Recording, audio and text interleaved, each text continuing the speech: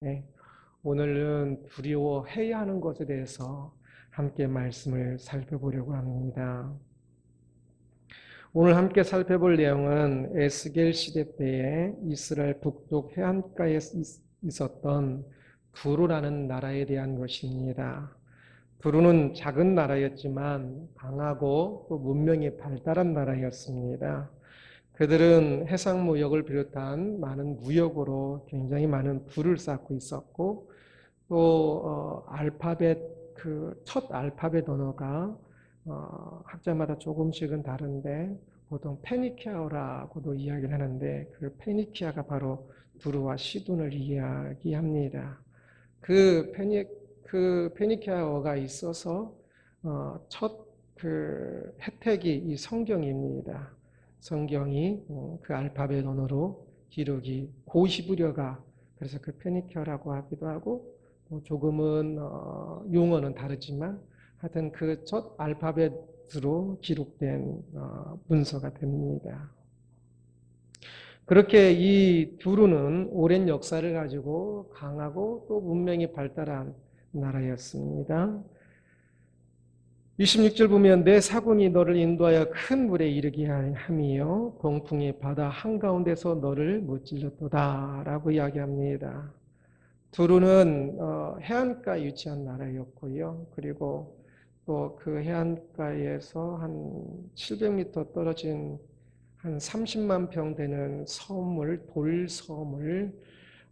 돌섬이 있었는데 그 돌섬과 이 해안가를 다리 그 뚝으로 연결을 해서 그 돌섬을 아주 난공불락의 성체로 만들어 놓기도 했습니다.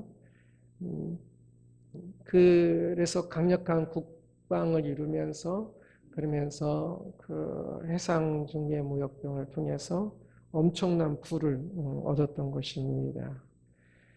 이 바다 쪽으로 많은 그 물품이 오갔기 때문에 이 그 바다로부터 많은 부를 얻었기에 그래서 두루라는 나라를 설명하면서 이 26, 27, 28장이 두루에 대한 이야기인데 두루를 배로 비유하면서 설명을 합니다. 두루라는 뛰어나고 거대한 배가 바다로 나갔는데 마치 타이타닉호처럼 그 배가 바다에서 파손되는 이야기입니다. 바다 한가운데서 바람이 불어 동풍이 불어서 너를 무찔렀도다 파손됐다는 뜻입니다. 이 두루 이야기는 이 에스겔 말씀을 전해질 때에 1년 후쯤에 두루가 이제 바벨론에 포위를 당하고 그리고 13년 동안 그렇게 계속 공격을 받다가 포위 공격을 받다가 13년 만에 무너지거든요. 그래서 앞으로도 계속 되어질 나중의 일들인데 그러나 성경 읽어보면 계속 과거형처럼 되어 있지요. 히브리어도 본래 그렇게 되어 있습니다. 그래서 히브리어는 시제가 없는데 완료라는 것을 통해서 행동이 이미 완료된 것처럼 표현을 씁니다. 다 미래 일인데 말입니다. 그래서 곧 있을 미래 일이지만 주로 과거의 일처럼 예언하고 있습니다. 동풍은 두루의 동쪽에서 오는 것으로 두루의 동쪽에 있었던 바벨론 국가를 상징합니다.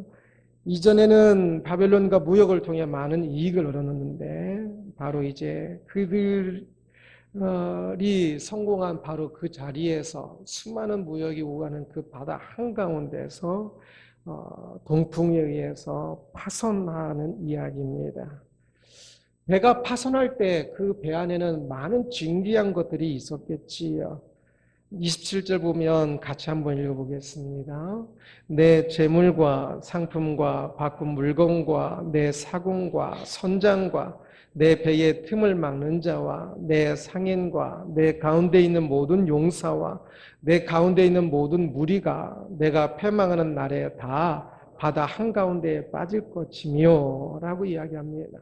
그 배에 있었던 많은 진귀한 것들이 나열되고 있는데 두루라는 나라에 있었던 그 많은 진귀한 것들이지요. 엄청난 재물과 또 상품들, 그리고 선장을 비롯한 선원과 또 거래하는 많은 상인들을 이야기하고 있습니다.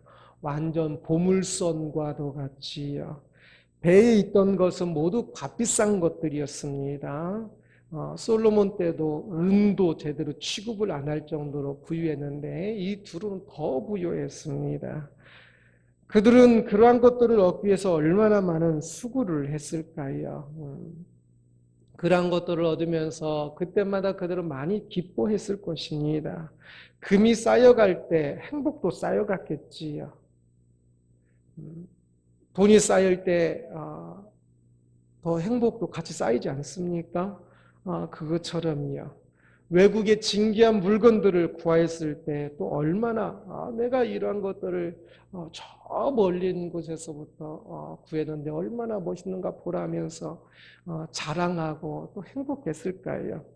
뛰어난 선장을 얻었을 때 이제 그 선장이 배를 항해해서 또 더 많은 것들을 얻을 것이라 생각하여 더 많은 재물들을 얻게 될 것을 생각하면서 잠 못 이룬 밤도 많이 있었을 것입니다.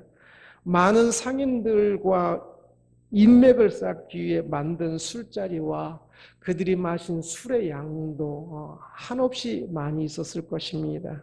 그때마다 그들은 기뻤을 것이고 참 큰 소리를 내면서 흥겹게 잔치를 하고 즐거워했을 것입니다.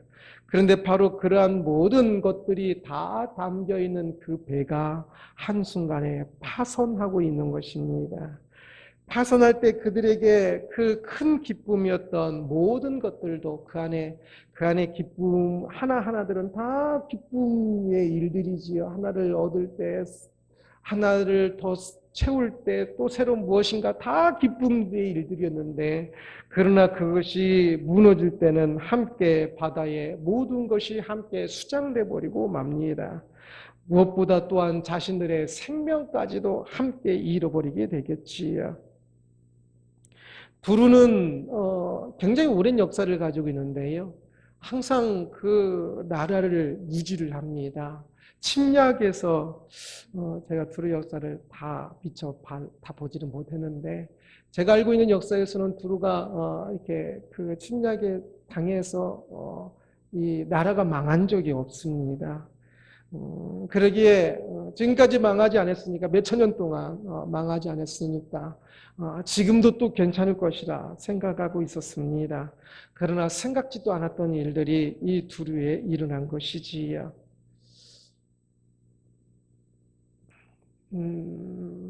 사람들은 성공의 자리에서 오랫동안 있는 사람들도 있습니다. 좋은 집안에서 자신이 원하는 것은 다 얻고 그렇게 성공했다 자부하면서 기뻐하면서 살아가는 사람들이 있습니다. 그들은 성공을 위해서 열심히 달려간 사람들입니다. 성공을 위해서 얼마나 열심히 달려갔을까요? 그리고 그때마다 그들은 많이 기뻤을 것입니다. 세상에는 또한 성공하지 못한 사람들도 있습니다. 그들은 그 성공의 자리를 부러워하며 성공의 자리를 향해 가는 사람들이지요. 그들도 성공한 사람들과 크게 다르진 않은데 왜냐하면 그들도 성공을 위해서 정신없이 달려가는 면에 있어서 비슷합니다. 조금 성공하여서 기뻐하기도 했을 것이고 또 조금 성공하지 못하여 슬픔이 또 있는 것이 조금 더 추가되는 것뿐이지요. 그러나 그들도 그렇게 성공을 향해 달려갑니다. 기쁨을 향해 달려갑니다. 그들의 모범은 어쩌면 이 두로의 모습일 것입니다. 그렇게 항상 성공하고 더 많은 것들이 있고 항상 기뻐하는 그 모습이지요. 오늘날 사람들은 이제 즐거운 일을 찾고 즐거운 일을 말합니다. 모든 것이 잘 될 것이다 라는 긍정적 사고를 가지라고 말을 하기도 합니다. 그런데 기독교인도 그래야 할까요? 모든 일들이 잘 될 것이다 라는 생각들, 참 기쁨을 찾아가고 기쁨을 이루는 일들을 더욱더 많이 이루는 일들들. 그런데 사실 세상은 어둡습니다.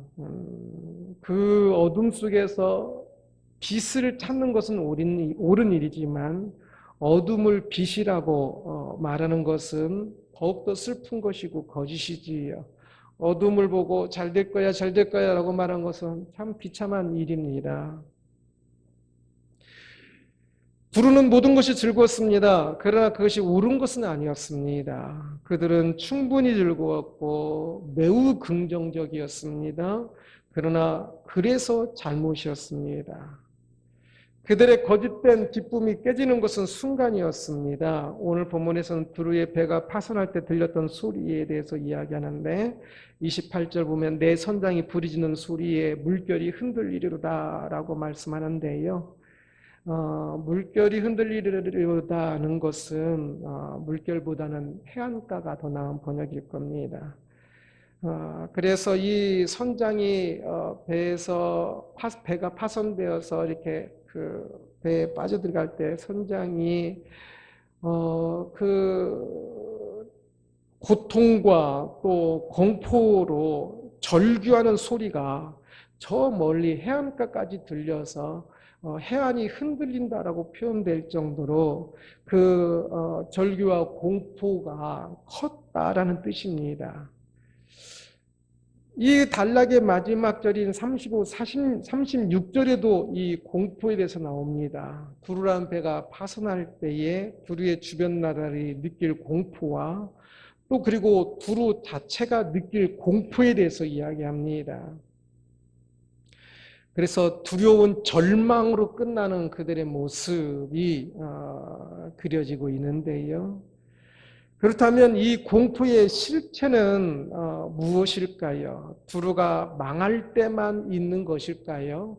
아니면 두루라는 나라가 성공하고 있고 기뻐하고 있고 잘 되고 있는 그때에도 두루 백성들이 느끼지 못해서 그렇지 실제로는 그 안에 그들이 두려워해야 할 그 실체가 있었던 것일까요? 아닐까요?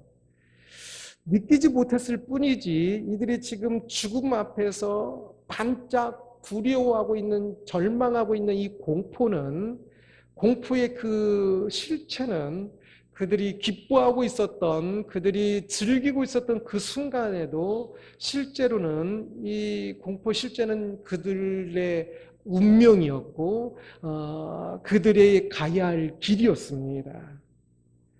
단지 모르고 있다가 멸망할 때만 잠시 느끼고 있는 것에 불과한 것이지요. 대부분의 사람들은 공포심을 가지고 있습니다. 단지 외면하고 있을 뿐입니다. 그래서 사람들과 함께 있거나 좋은 일을 생각함으로 공포를 직면하지 않으려고 합니다. 그러나 사람들이 가장 외면하려고 하는 이 죽음이라는 것은 사실 모든 사람들에게 있는 한 사람도 예외 없이 모든 사람이 있는 것이고 그리고 그들이 가장 직면해야 하는 것이지요. 그리고 그 죽음은 사람이 그 타락하여 죄 때문에 죽는 것이고 그러기에 그 죽음을 공포하는 것은 두려움을 느끼는 것은 당연한 것이고 그래야만 하는 것입니다. 누군가 쓴 문장을 보았는데요. 그들은 마치 결코 죽지 않을 것처럼 살고 있다. 그리고 결코 살아본 적이 없는 사람처럼 죽는다. 혹시 영어를 보실 줄 아는 분들은 그 주보를 집에서 그 영어 문장을 보시면 조금 더 이해가 될 텐데요. 죽음을 사람들은 마치 결코 죽지 않을 것처럼 살고 있다는 것이지요. 죽음을 생각하지 않고 마치 죽지 않을 것처럼 오늘을 사는 사람에 대한 말입니다. 사람들이 진짜 죽음을 생각하지 않아요. 죽지 않을 것처럼 생각하나 봐요. 죽지 않을 거라고 생각하는 사람은 없는데 그런데 죽음을 생각하면서 사는 사람은 또 극히 드문 것을 보아요. 그런 삶은 매우 긍정적인 것처럼 보일 수 있으나 실상은 그가 죽는 순간 그의 모든 것도 함께 무너질 것입니다. 죽음을 생각하지 않고 죽음을 전제하지 않고 살았기 때문에 죽음의 순간에 그가 마치 영원히 살 것처럼 막 그 쌓아놓고 만들어놨던 그것들은 그가 중순간에 함께 무너지는 것이지요. 그는 죽을 때 그가 이 땅에서 단 하루도 제대로 살지 않았다는 것을 깨닫게 될 것입니다. 죽음을 생각하지 않고 사는 사람은 죽을 때 자기가 이 땅에서 단 하루도 제대로 가치 있는 삶을 살지 못했다는 것을 깨닫게 될 것입니다. 왜냐하면 죽음이라는 것은 우리들에게 가장 중요한 이정표인데 가장 중요한 화살표죠. 가장 중요한 방향이고 목적지이지요. 그런데 그것을 생각하지 않고 외면하고 거꾸로 살려고 했으니까 길 잃은 인생이 되는 것입니다. 그래서 단 하루도 제대로 가치 있는 삶을 살지 못하게 되는 것입니다. 죽음을 생각하지 않으며 산 삶은 겸손을 잃은 삶이요. 인생에서 가장 중요한 것을 놓친 것이며 가장 중요한 이정표를 놓치고 산 것입니다. 그러니 어찌 그 인생이 가치 있다 할 수 있겠습니까? 그래서 죽음을 생각하지 않고 산 삶, 곧 가장 중요한 진리를 외면하고 산 삶은 살았다고 말할 수 있는 가치가 없는 것입니다. 그래서 사람은 매일 죽음을 생각하며 살아야 합니다.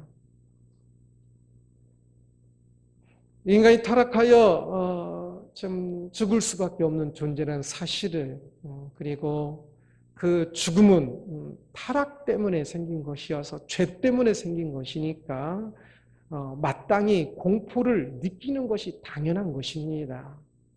죄값으로 치르는 거니까 잘못했다고 매를 한 대 맞을 때도 맞기 전에 두렵잖아요.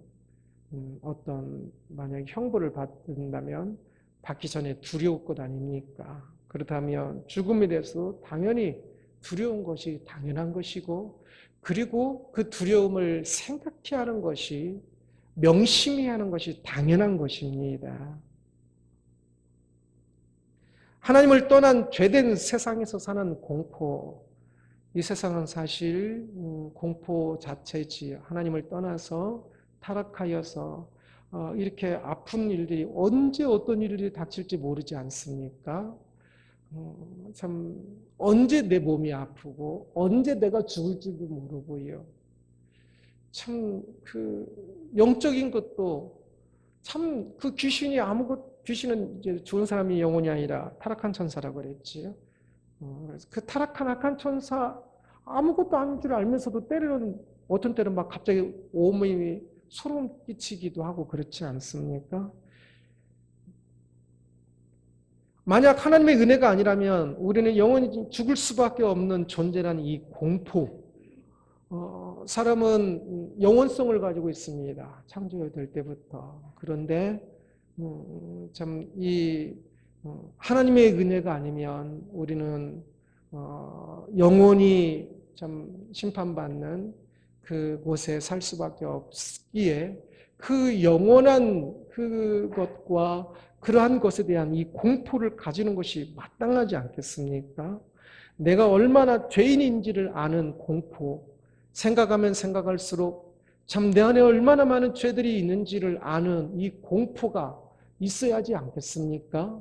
이 공포를 가지고지 않고 산다는 것은 자기의 죄를 알지 못하는 것이고 엄청난 교만이고 엄청난 어리석음입니다. 오늘 본문의 두루와 그 주변 사람들은 죽으면서 두려운 절망으로서 공포를 느끼고 끝납니다. 찰나의 순간이겠지요. 마지막 순간에 그들은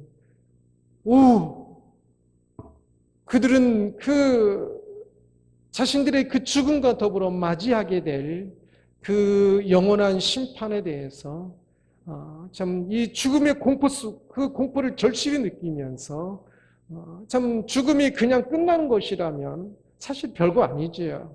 그걸 공포 느낄 것도 없을 것 같아요. 그러나 참 그 죽음은 이 생명이라는 우리의 본질과 다른 죽음이라는 것이고 또한 영원한 또 어떤 그 무엇이기도 하기 때문에 이 두려운 절망으로서 두루는 믿는 사람들이 아니니까 몰랐겠지요. 영은 영생에 대해서도. 그럼에도 불구하고 본질상 본래 창조된 그 모습이 있기 때문에 두려운 절망을 찰나의 순간일지라도 두려운 절망 속에서 외치고 있는 것입니다. 우리는 두려운 절망으로서의 공포가 아니라 희망의 공포, 희망으로서의 빛을 비춰주는 이 공포를 알아야 합니다.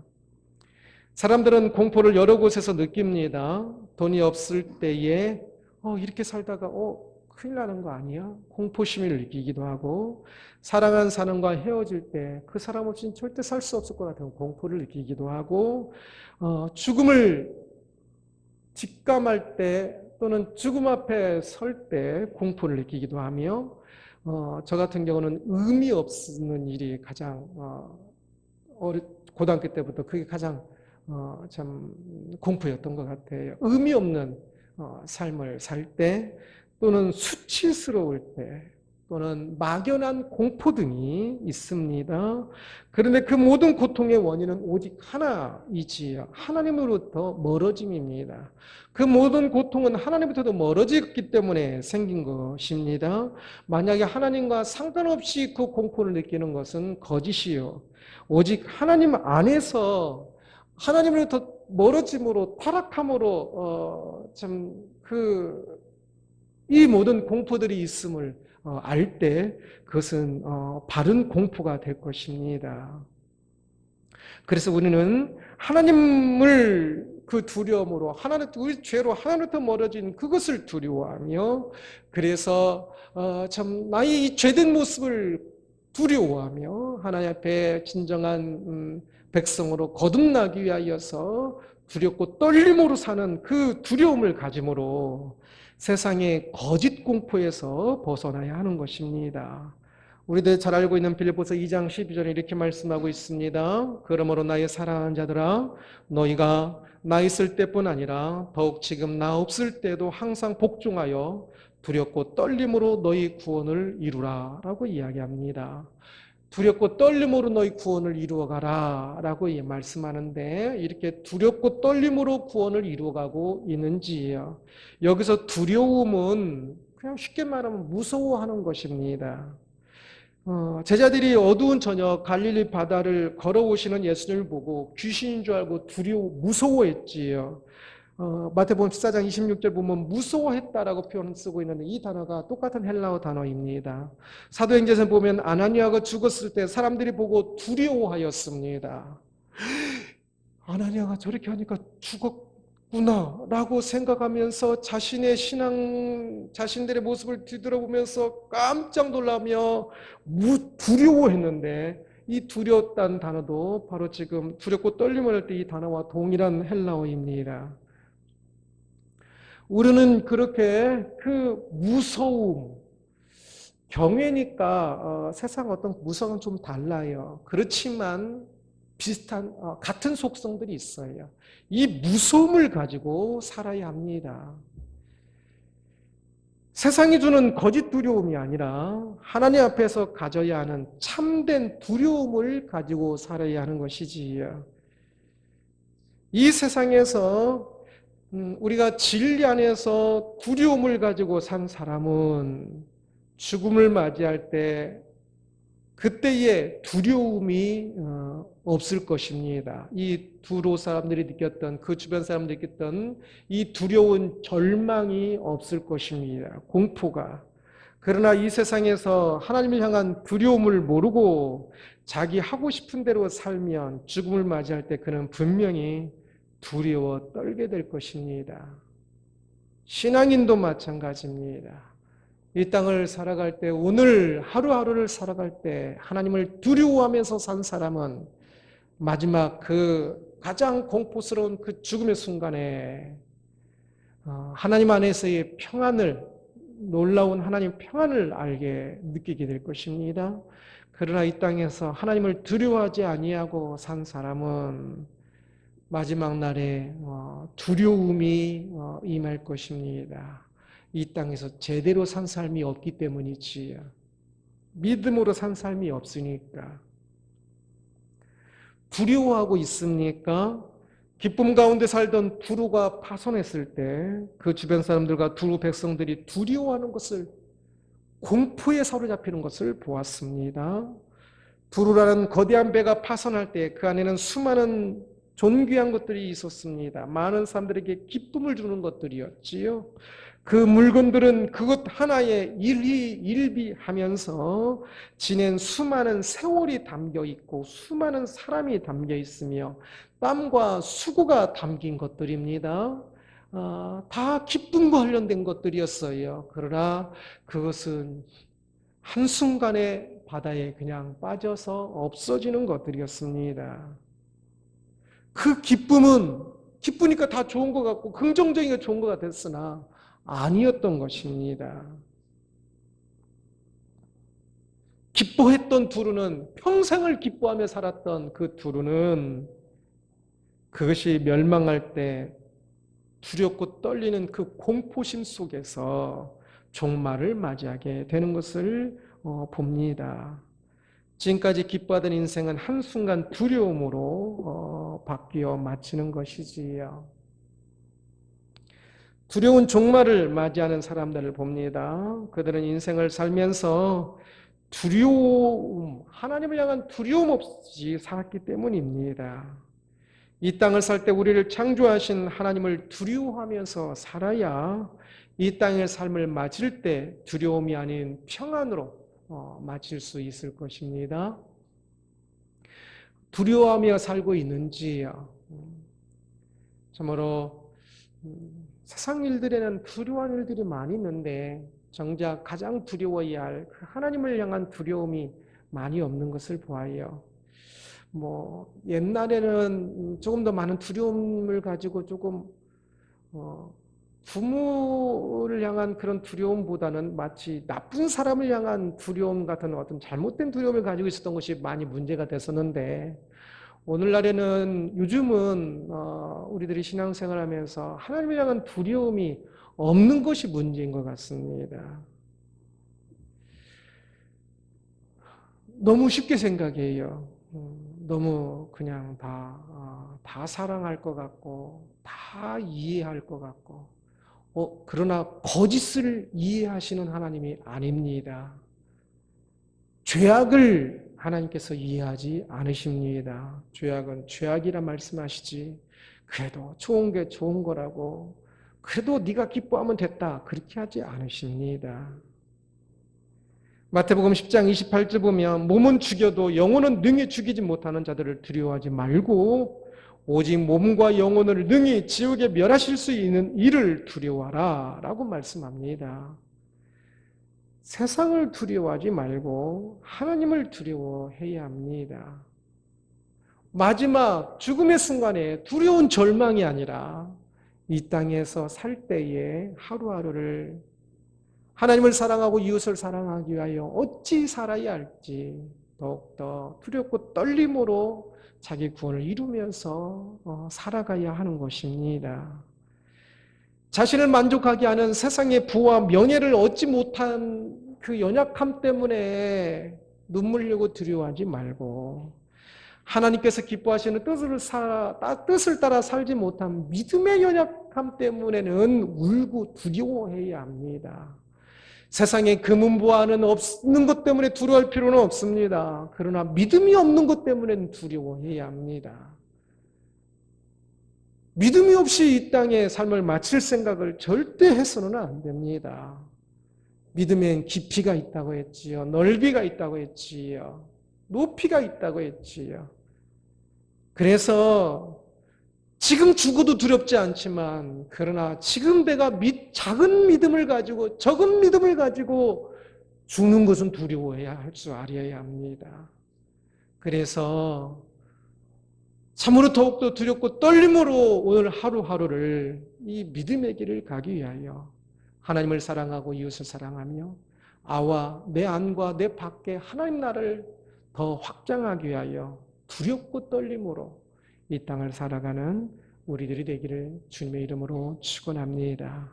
기도하겠습니다.